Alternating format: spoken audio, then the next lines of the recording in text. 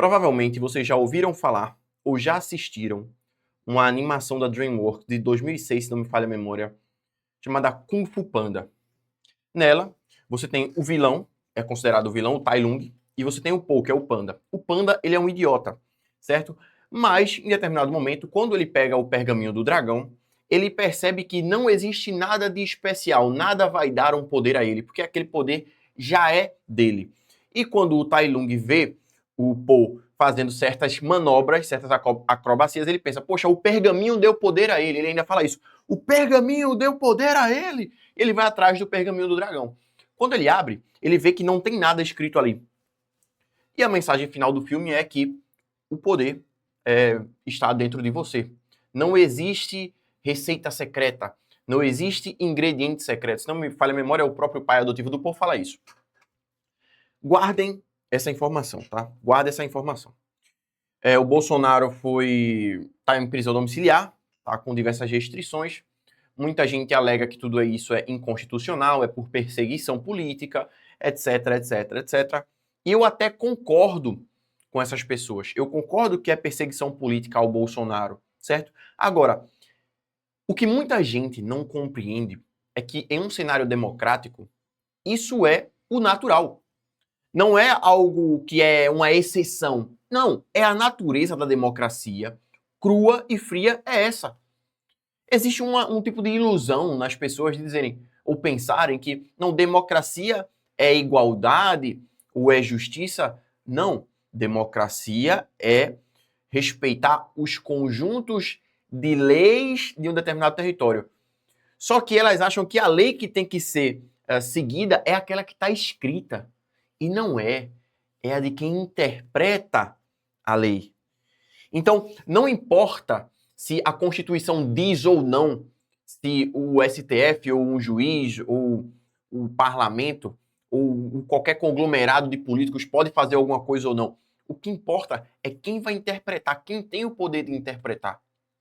Tanto é que o José Dirceu já falou outras vezes, nós vamos tomar o poder. Isso não tem nada a ver com democracia ou com eleições. E, bom, tem a ver sim com democracia, porque a democracia dá essa brecha para que isso ocorra. Toda democracia é um mal menor que uma ditadura. E todo mal menor é um caminho para o mal maior. Isso acontece inevitavelmente, mais cedo ou mais tarde. Basta você analisar e verificar que todas as democracias no último século ganharam poderes exponenciais. Qualquer presidente tem mais, qualquer prefeito de cidade hoje em dia tem mais poder do que qualquer rei da Idade Média. Porque os estados tendem a se expandir, eles acumulam poder e seu poder cresce. É por isso que eu fiz primeiramente a analogia lá com o Kung Fu Panda, tá? Foi por isso que eu trouxe a historinha lá do Kung Fu Panda primeiro, para que vocês entendam que no final das contas não é o poder que migra do povo para o Estado através da Constituição. Não, o povo não tem esse poder. Quer a prova? Quer uma evidência disso? Vamos usar só a lógica. Você tem o poder de tirar o bem do seu vizinho, ou do seu coleguinha, ou do seu amiguinho, vender esse bem, ou pegar o dinheiro dele e utilizar para o seu bem próprio. Não, você não tem esse poder. Se você não tem esse poder, como é que você vai dar um poder a outra pessoa ou a uma instituição que você próprio não tem? Deixa eu te fazer uma pergunta. Se você não tiver uma Ferrari, você pode dar uma Ferrari ao seu vizinho? Não, porque para que você dê uma Ferrari ao seu vizinho, você tem que ter uma Ferrari. Assim também é com os direitos. Você só pode dar o direito a uma instituição ou a algum outro agente, algum outro indivíduo, se você tiver aquele direito, certo? É por isso que em um ambiente empresarial, por exemplo, o chefe tem um direito ali de controlar a propriedade dele como ele quiser, certo? De fazer certas ações. E aí ele delega esse poder para um outro indivíduo. Primeiro ele precisa ter. E quando a gente olha para a democracia, isso não ocorre. São simplesmente poderes constituídos na base da canetada de político, porque no final de contas eles criam as leis, e as leis são criadas de forma que podem ser interpretadas pela Suprema Corte ou por, sei lá, políticos de alto escalão, da forma que eles quiserem, para se manterem no poder. Então, quando as pessoas dizem, o que está acontecendo com o Bolsonaro é anticonstitucional, foda-se a Constituição. Para eles, a Constituição não importa. O que está escrito ali é um guia para que você, que é gado, olhe e ache que aquilo ali tem um norte seguro para você. Que se você seguir ali nas 4 linhas, vai tudo dar certo. Só que não é assim que ocorre. Porque eles não estão à mercê da Constituição. Quer uma prova disso? Olha ao seu redor. Tem um monte de coisa que está sendo feita de forma inconstitucional, descaradamente, e as coisas continuam seguindo. E nada acontece. Você vai reclamar do STF para quem? Para a Constituição? Você vai apontar para a Constituição e dizer, Constituição, eles não estão te seguindo. Não é assim que ocorre. O STF, quem manda, está acima da Constituição. Certo? Não é a Constituição que confere poderes ao STF. É o STF e o governo que manda você ficar quieto e diz, olha, tem a Constituição aqui, me obedeça. É assim que a democracia funciona. Não é esse mar de rosas. Não é como se a gente estivesse vivendo uma coisa que não é a democracia. Não, a democracia é exatamente isso. Sabe, uma coisa é você acreditar em democracia quando você está, sei lá, no primeiro ano do ensino médio e você tem o seu professorzinho lá de história falando a importância da democracia. E você vê aquilo ali, você acredita e acha mágico, por causa de um professor socialista. Outra coisa é você virar adulto, você viver certas experiências, você sair na rua, você vê tudo degradado, tudo destruído, e aí você liga a TV, vê as notícias e tem um monte de gente falando que a democracia está sendo atacada, a democracia está sendo atacada. Cara, faz 20 anos que falam que a porcaria da democracia está sendo atacada. Qualquer pessoa que é contra o PT é uma ameaça à democracia. Só que a democracia brasileira é um poço de merda. As pessoas estão cada vez mais ferradas, cada vez mais inseguras. E agora, porque o Bolsonaro está sofrendo algum tipo de injustiça constitucional, milhões de pessoas manifestam apoio a eles, mas não manifestariam apoio ao seu próprio vizinho. Sabendo que o cara está inseguro, fisicamente falando, sabendo que o cara não consegue emprego porque existem leis que impedem que o cara consiga um emprego, não apoiam o seu próprio chefe, o seu próprio patrão, o dono da empresa que trabalha porque, sei lá, ele é um explorador ou alguma coisa assim. A gente viu esses dias no debate lá do Thales, né? O patrão contra 30 demitidos e os caras acham que eles têm o dever, o dever legal de fornecer algum tipo de assistência que na realidade não existe. Eles acham assim, vocês têm que fazer isso. E o Thales ainda erra quando ele diz, não, e tem lei que diz que tem que ser feito isso. Não, e não importa se tem lei ou não. Você é dono da sua propriedade, a propriedade ela é sua. Você tem que fazer com ela as coisas que você quer, o que você acha que é certo. Como é que você quer que eu acredite em uma Constituição que diz que a minha propriedade deve seguir uma função social? Ou seja, não importa o que você tem, porque você não é dono, você não tem o direito de uso exclusivo daquele bem, que é a propriedade, né? Direito de propriedade é o direito de uso exclusivo, como você bem entender, desde que você não agrida outros indivíduos. É só isso. E não é nem que não interfira na vida de outros indivíduos, é não agrida. Por quê? Se você vai na loja e compra um mouse, esse mouse é seu. E aí se um outro indivíduo chega lá e quer comprar o mesmo mouse, ele não pode. Então, o fato de você adquirir essa propriedade impede que outras pessoas tenham a liberdade de também adquirir o mesmo bem. É por isso que o libertarianismo é baseado na propriedade privada e não na liberdade. Muito pelo contrário, existiriam muitas mais regras no ambiente de mercado puro, certo? Porque hoje em dia, você pode fazer o que você quiser, muitas vezes agredindo o seu vizinho, sonoramente, por exemplo. É diferente de você estar, por exemplo, num condomínio, onde tem regras privadas que devem ser obedecidas. É assim que um anarcocapitalismo funcionaria, se a ausência de Estado funcionaria, por assim dizer. Um conjunto de regras, quem respeitar as regras permanece naquele ambiente. Quem não respeita as regras é separado. Agora, contratualmente falando, não essas aberrações jurídicas de, olha, tem uma lei aqui que foi criada para que a Suprema Corte possa interpretar ela de uma forma ou de outra e nada ocorra, porque ela é a Suprema Corte. A supremacia pressupõe poderes máximos. Nada está acima da Suprema Corte. Já parou para pensar que a Suprema Corte é chamada de Suprema, mas a Constituição não é chamada de Suprema? Já parou para pensar nisso? É louco, velho. Como tem gente que acredita mesmo. Acredita no governo, acredita que, tipo assim, a Constituição vai salvá-los, e, tipo, tem que ir pra rua mesmo pra apoiar o Bolsonaro, não sei o que lá. Mano, velho, olha aqui, olha como é aberrante a questão jurídica. Principalmente aqui no Brasil. Você tem um presidente de esquerda que já tinha sido presidente outras vezes e foi preso por corrupção. Aí a Suprema Corte descondenou o cara para que ele tivesse poderes políticos novamente, pudesse se candidatar e chegar ao poder, certo?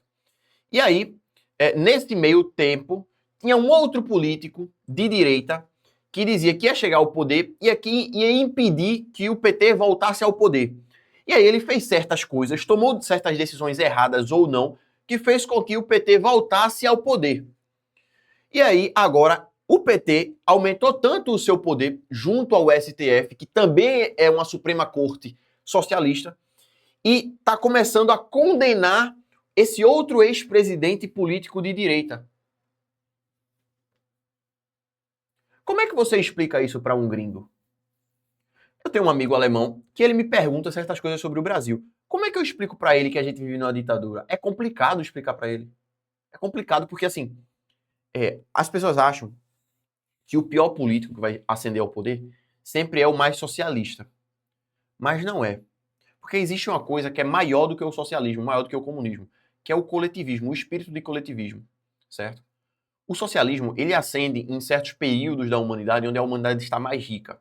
Quando os países se desenvolvem mais, eles se dão o direito de errar, por assim dizer, e se tornam mais socialistas. Até que chega um momento de pobreza extrema, de miséria extrema, e aí as coisas tendem a voltar-se para o mercado. O Estado passa a parasitar menos. Mas nota, o socialismo é cíclico, porém, o coletivismo é eterno. O preço da liberdade é a vigilância eterna contra o coletivismo. Porque sempre vai ter um político de direita para legitimar o Estado. Sempre, sempre, sempre. Nem sempre vai ter um político de esquerda para tentar implementar o socialismo. Mas sempre vai ter um político de direita para legitimar o Estado. Isso pode ter certeza. Não, porque a gente vai combater o socialismo. Como é que a gente vai combater?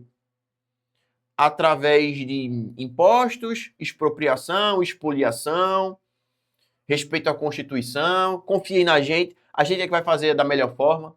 Porque entender que o socialismo é ruim, a maioria entende. Todo mundo consegue olhar para essa situação e dizer, poxa, o governo do PT é a favor do socialismo. O próprio José Disseu também fala isso. Nós somos um partido político de esquerda e socialista. Eles querem o socialismo. E a maioria das pessoas entendem que isso é ruim. Inclusive pessoas progressistas, mas que são de esquerda e não se consideram socialistas, também são contra o socialismo, são a favor de um meio termo ali, certo?